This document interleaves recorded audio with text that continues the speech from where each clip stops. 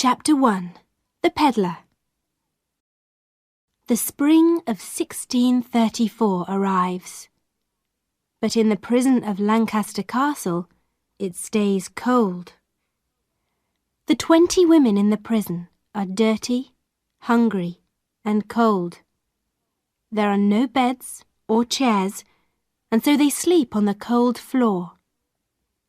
There are no windows, so it is always dark. The women want to get out of the prison. They want to go home. Sometimes the guards open the big, old door and put some bread and water on the floor. Then they close the door again. My name is Jeanette Device, and I am one of the 20 women in prison. Day after day, I sit on the cold floor and wait. I want to feel warm again. I want to see the sky again.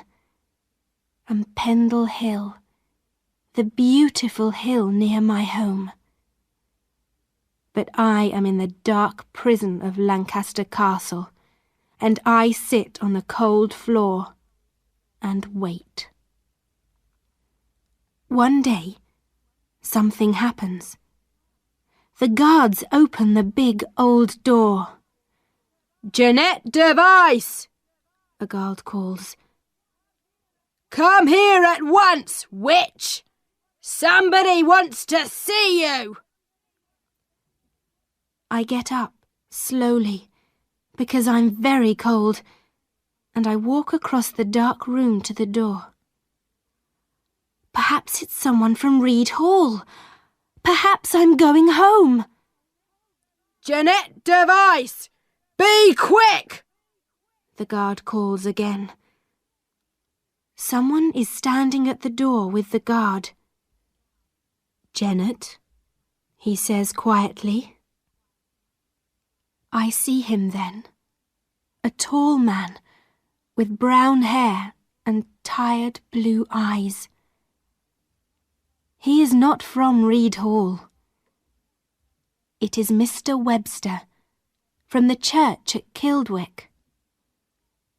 My legs stop moving, and suddenly I want to sit down. "Come on!" the guard says angrily. He begins to close the door. "Come out here for a minute, Jeanette," Mr. Webster says quietly. "Sit down and eat something."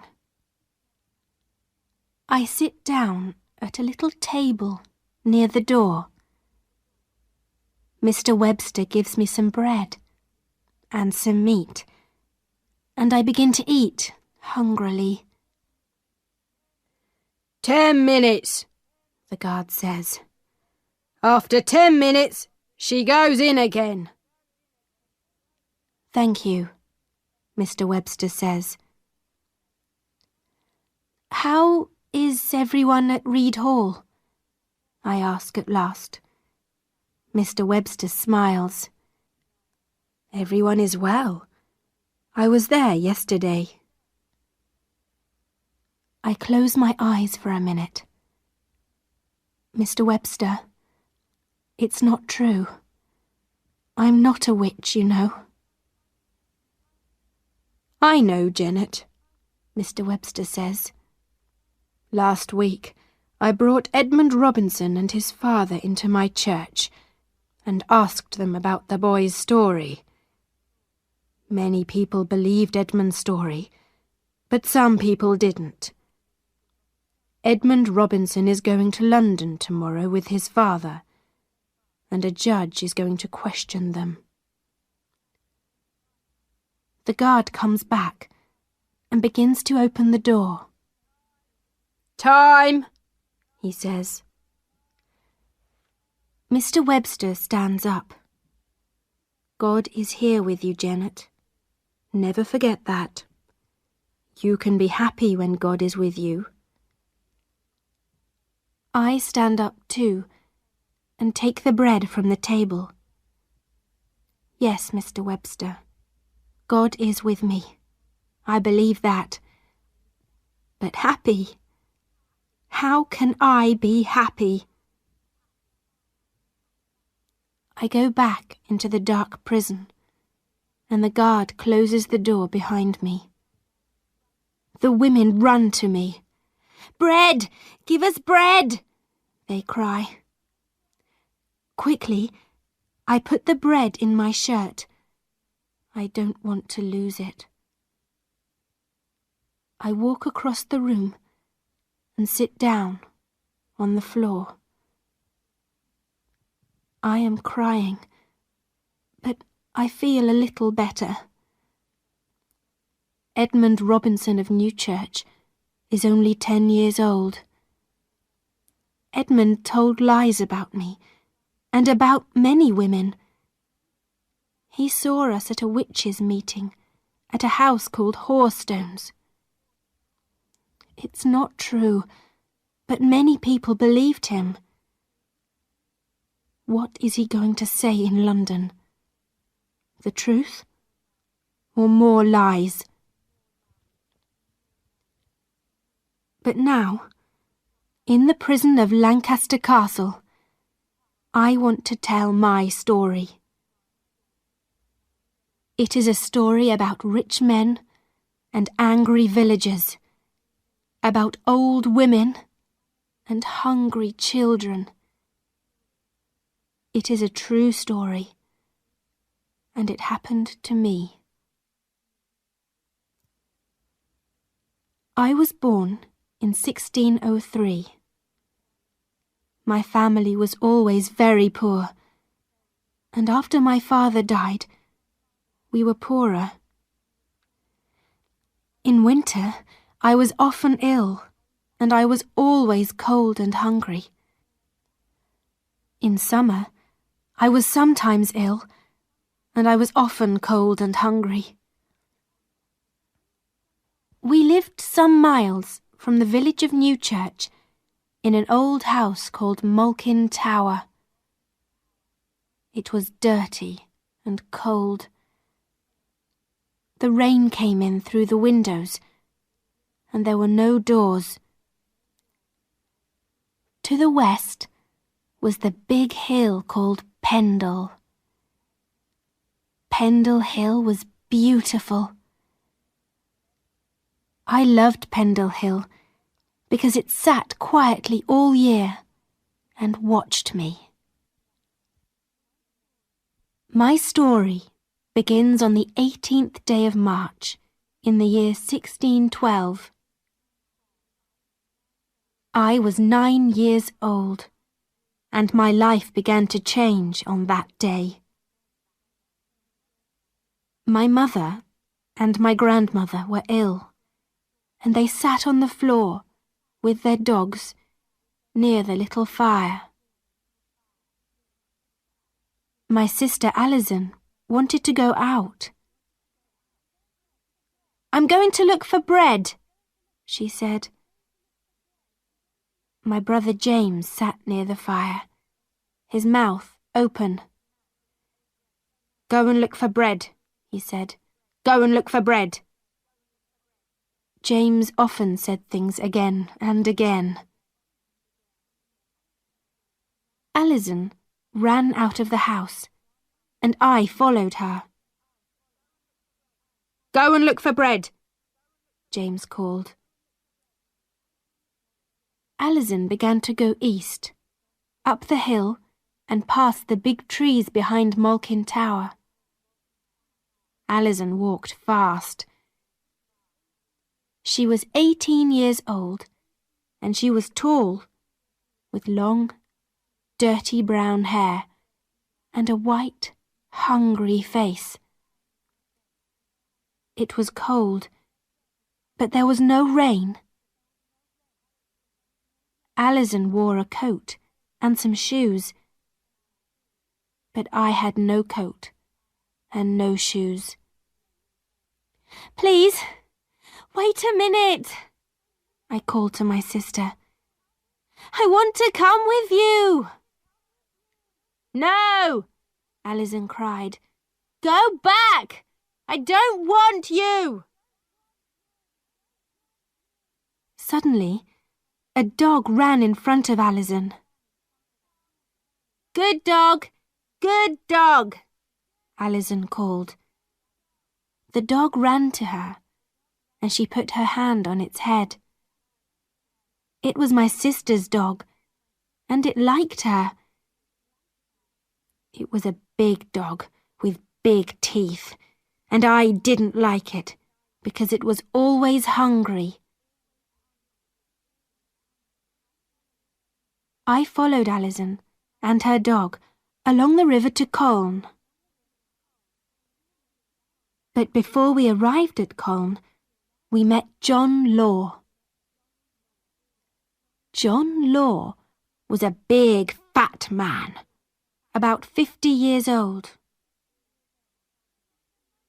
Can I have some money, please? Alison called.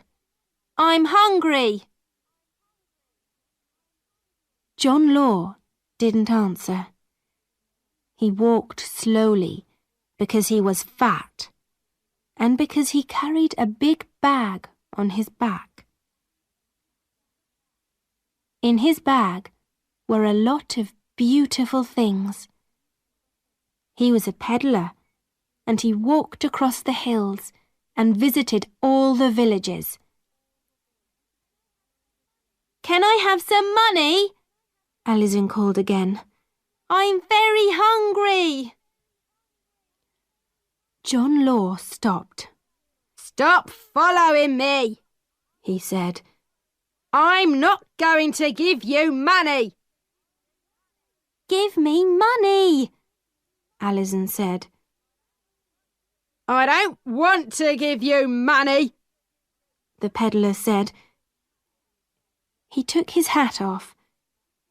There was not much hair on his head. I don't like you, and I don't like your family.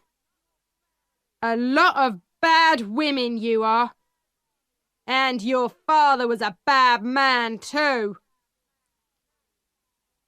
Alison was angry. Don't talk about my father. He's dead now.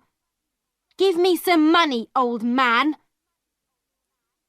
John Law's face was red. No! He cried. He began to walk up the hill to the village. Go back to your dirty family! Alison began to laugh angrily. A dead man! A dead man! She called. Dead before dark, John Law! She looked down at her dog and put her hand on its head. Go after him, dog, she said. Go after him and get him. The big dog began to run after the peddler. John Law stopped. He looked afraid, and his face was very red. Call your dog back, you bad girl! He shouted. Suddenly, his mouth opened, and his face went white. Slowly, he began to fall, and his big body hit the road. The dog came up to him, but the peddler did not move. Alison watched John Law for a minute. Then she said to me, Go and call someone from the village. I felt afraid, but I ran along the road very quickly. Help! Help! I called to the villagers. The peddler is ill! The villagers came out of their houses and followed me down the hill. A young man looked at John Law carefully. He's not dead, he said, but he's very ill. Let's move him to the nearest house. Someone must go and call his son. Just then, John Law began to talk, very slowly. "I can't move," he said. "I'm alive, but I can't move." I went back to stand near Alison. The dog sat at her feet.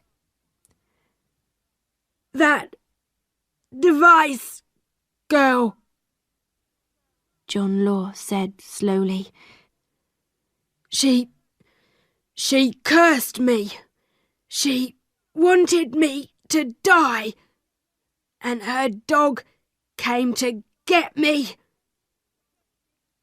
All the villagers looked at Alison. "I'm sorry," Alison said quickly. "I'm very hungry, and I wanted some money, that's all." "Go away," the villagers cried. "You're a witch, and we don't want you in our village." Alison began to run away down the hill, and her dog followed. I watched the villagers. They carried John Law slowly up the hill to the nearest house. And then I followed my sister down the hill. I was hungry and tired, and Malkin Tower was many miles away. I was 9 years old, and I was angry. I was angry because the peddler was ill. I was angry because the villagers didn't like me. And I was angry because my sister was a witch.